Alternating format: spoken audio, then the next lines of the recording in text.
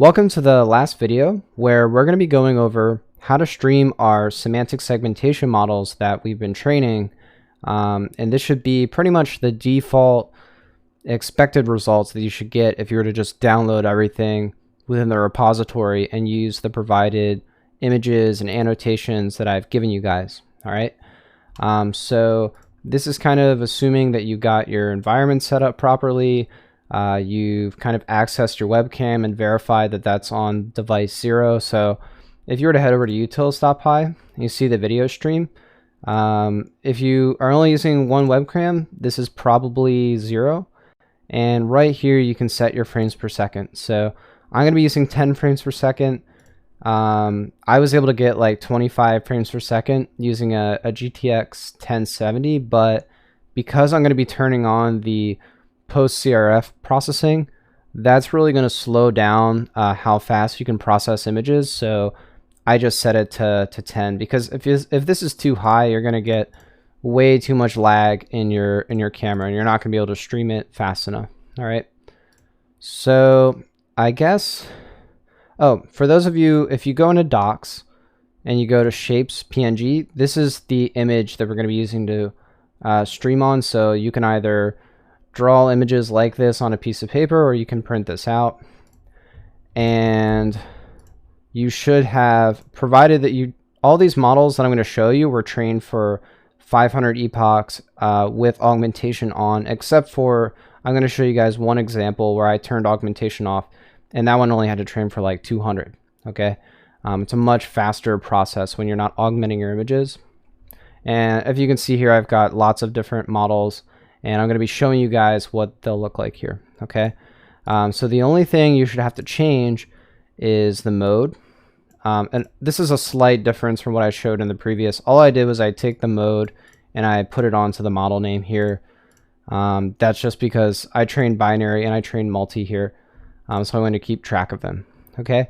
And the first one I'm going to show you is FCN8. And remember, you do need this underscore. You need either FCN8 or you need UNet in the model name to make sure that they actually get called within train.py. Okay. So this first one we're going to look at is FCN8. So let's go ahead and do that now. All right, guys. So coming over to the terminal here, you should have your Anaconda environment activated, and provided that your config settings match what you train the model with, you should be able to just run Python stream.py. Okay. So you should see a Pygame window popping up. And a couple of things to talk about before we actually take a look at FCN8. There's three things that we can toggle here. So the first one is going to be mode, and we can toggle mode between softmax and argmax. So softmax would just be the probability mask for each pixel that's being output from our neural network. And so you'll see there's like some transparency within that mask. And the way to kind of switch this is, as long as you have the Pygame window selected, you can press M and that'll let you switch between the two modes. Okay, so argmax is just, we take the highest probability that's being output for our individual pixels and we go with that class. So instead of getting a probability that might be a little transparent, we get something very hard, okay, in the output, like a very definitive class prediction. So the other setting is CRF, or conditional random field. You can just hit C to toggle that. And when that's on, it's very possible that your frames per second are going to go really far down. So if you have to, reduce your FPS here, okay, in order for CRF to run, because that's going to be running on your CPU, and that does take a while to run and calculate, okay. And the other one is, if you hit B, you can turn the background on and off. So it's just toggling between a black background and the RGB. Okay. And it's nice to be able to switch to black because you can see the decision region a little bit better. So let's take a look here. This is FCN8 trained with augmentation. So you can see these coarse, because remember, the output of this network is an 8x8 kernel. So you get these really big blocks in the output. And I'll kind of like zoom in here. That's what it looks like. Pretty good. It's just, it's coarse. So And that's kind of what we would expect. So you can pretty much go and do all kinds of different angles and you'll still capture it for the most part. So now let's turn on argmax actually. So it looks a little bit more blockier. We kind of lost that transparency on the edges a little bit, and it gets, I mean, we would say this is pretty bad, right? It's still pretty bad. So let's turn that back to softmax. Now I'm going to turn on CRF. And you'll notice that the masks have been cleaned up a lot. And this is where you see CRF really do a good job with improving the masks when you have very coarse boundary edges between your shapes. Okay, so I'm going to switch that back, and you can turn both of those on. Like if you want to turn on argmax and CRF, doesn't really help much, right? So let's switch it back, and I'm actually going to toggle the background. So that's what it looks like if you want a nice overlay of the background. And if you guys want to do like static output of images, like if you just want to feed in images and get some kind of output mask, I'd really recommend that you hop over to, let me close this really quick. I'd recommend that you hop over to stream.py, and if you pretty much follow everything that's happening within this main loop, you can, I realize it's kind of messy because I did both binary and multi. This number of class comparison is pretty messy, but you could pretty much follow through a lot of this and make function calls very similar, and you should be able to output whatever mask, and you can save that image for yourself. Okay, I just didn't do it, but it's all here. You just got to figure out how you want to set it for yourself if that's something you're interested in. So that was FCN8. Now let's take a look at UNet. All right, guys, so this is actually going to be UNet binary. So I figured I'd show you guys what the binary would look like. So if I come in here, the binary mask currently is kind of just set to be a white background. Technically, you could change this following like some of the same ideas that I use in the HSV video. You could convert this output to HSV and like fill in the mask with specific hue values. But this is kind of what you would expect. So you just have the foreground and background being predicted from that sigmoid. And for the most part, this one turned out pretty good. And notice how with UNet, we have much, much better masks. I mean, there's nothing really coarse about this because I believe you're able to achieve, it's either a 1x1 kernel or a 2x2 kernel in the output. I think it's a 1x1 actually. So and let's toggle these on and off. So notice how when you have the CRF on, that gets better. And if you put on argmax, it actually gets really good. So that's what you should see in the binary case. And binary is kind of boring, so let's actually go to the multi-class.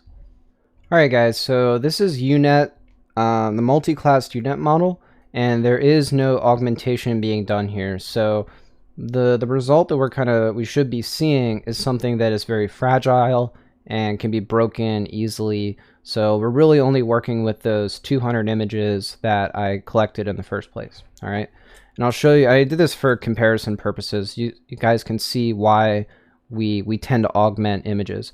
And I guess another thing, so because it's kind of showing up here, you guys can see the background, like you're starting, because this hasn't been augmented, and this background is kind of like the wall itself is kind of a low contrast image. You can see some of the probabilities coming up here. It's a good way to illustrate argmax. So if I turn on argmax, those probabilities disappear because they're too low. All right, so the background will dominate. And if you turn on CRF, that will also remove it. Okay, just to show you guys that. So let's take a look at this. This is what happens when you don't augment your images for training. And you can see that there's a lot of confusion here, especially when you move the image around. So notice how it's very easy to create blur in the image, and this is going to create these really bad masks. All right. But you can still, like, as long as you keep this kind of still, you can get pretty good results. I mean, it certainly can do a good job, but as soon as I start to move it around, we lose our mask. Okay, so let me fire up UNet multiclass when we augment our data. All right, guys, so this is actually the UNet model, and I'm not going to turn CRF on, and I actually took the limit off my frames per second up to 30. So you can see I'm getting probably like around 25 frames per second, but I wanted to show you guys what happens when you get and what it looks like with a good frames per second. And notice how smooth that is. That is a really nice segmentation mask. And it's very, I mean, one, it's 25 frames per second, so it's a lot better than 10, but you can notice that I can move this around really fast for the most part, and we can kind of still keep that mask around our images. And I think the only time, this is what I would consider as the best performing mask or the best model that I was able to get. And you should be able to put this really far back. I don't want to, well, actually, let me turn off the background here. Yeah, and that just looks so good. So this is something, this is kind of what you would expect to get in terms of some really good results. Okay, and I'm actually going to turn down the frames per second. I'm going to turn on CRF so you guys can see that now. All right, guys, so this is going to be, again, UNet multi, but I turned down my frames per second again so that you guys can see what happens when we turn on the CRF. So if I go up close here, you can see that there's some classes, like there's some classes that get predicted in the background here. I'm going to turn on CRF. Notice how those go away. So this is the benefit of using conditional random fields, because they take a look at pixel proximity and pixel intensity between certain edges. So just having that edge within that RGB is able to clean up those poor decisions in the background when we get close up. So again, you should be able to see those coming through. And yeah, this would be what I would consider pretty much the best model that I was able to get is UNet using the CRF mask. And this is what a good, and if you're not getting, if you're annotating your own data and you're not getting results that are this good, again, I'd recommend collecting about 100 images, see how that does, and then find like what orientations or what portions of the image it's failing for, and you can collect more images. So you should really just have to collect more data, and your results should just get better and better, okay? But yeah, that is the, it's going to be the last video of the whole series. I really enjoyed making it. It took me quite a while. And I try to change this series up from the audio series where I kind of had you guys like follow along with typing out all the code. This time I wanted to give you guys all of it so that you guys can kind of go through each video and pick out what you want.